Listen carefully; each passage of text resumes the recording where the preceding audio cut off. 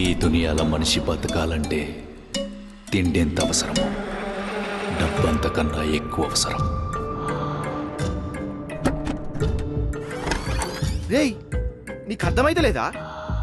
అది పైసలు రాగానే నిడిచిపెట్టిందిరా. వాడు ఈ రూట్లోనే వెళ్ళుంటాడని నీకెలా తెలుసు? ఆ డబ్బు కోసం అబద్ధాలు చెప్తాడు, మోసము చేస్తాడు. సందర్భం వస్తే వెన్నుపోటైనా పొడుస్తాడు. అంతెందుకు, ఆఖరికి చంపటానికి కూడా ఆలోచించడం.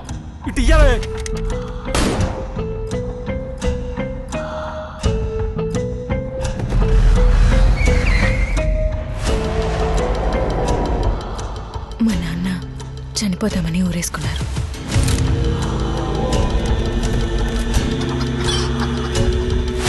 పోలీసులు వచ్చారంటే వాడు దొరికిపోతే నేను దొరికిపోతాను. నాకు వేరే దారి లేదు. నానా, మన ఆస్తి మొత్తం ఎంత ఉంటుంది? 50 లక్షల.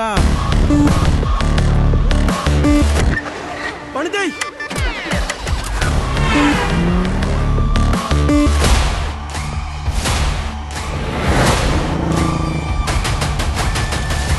ఇంట్లో వాళ్ళకి తెలియకుండా ఆస్తులు అమ్మేస్తున్నావు అంటే నువ్వు చాలా గొప్పవాడివి.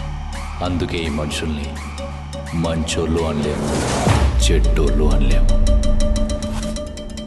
ఇవాళ రేపు అందరూ ఫాలో అవుతున్నది ఒక్కటే, తప్పించుకు తిరుగువాడు ధన్యుడు సుమతి. నువ్వేం భయపడకు, డబ్బులు నేను తీసుకొస్తాను.